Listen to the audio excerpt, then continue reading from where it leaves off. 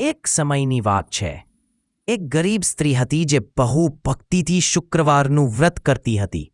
તે દર શુક્રવારે ઘરમાં સફેદ રંગની વસ્તુઓ રાંધી દેવી લક્ષ્મીને ભોગ ધરાવતી. તેની ભક્તિ જોઈ દેવી લક્ષ્મી ખૂબ પ્રસન્ન હતી. પરંતુ એક દિવસ તે સ્ત્રીના ઘરમાં ગરીબી એટલી બધી કે ભોગ માટે કંઈ જ ન રહ્યું. છતાંય તેને મનમાં નક્કી કર્યું કે વ્રત તો કરવાનું જ છે.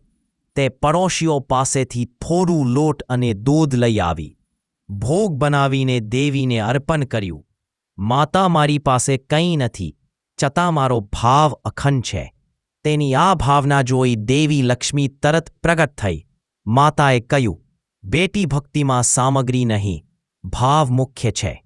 દેવી લક્ષ્મીએ તેને આશીર્વાદ આપ્યું અને કહ્યું કે તેના ઘરમાં ક્યારેય અન્નધાન્યની કમી નહીં રહે.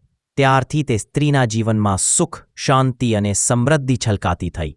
તે ગામમાં સૌને શુક્રવારના વ્રતનું મહિમા કહેતી. જે મનથી શુક્રવારનું વ્રત કરે તેના જીવનમાં લક્ષ્મી ક્યારેય છૂટે નહીં. આ રીતે શુક્રવાર વ્રતથી ભક્તોને ધન, આનંદ અને શાંતિ પ્રાપ્ત થાય છે.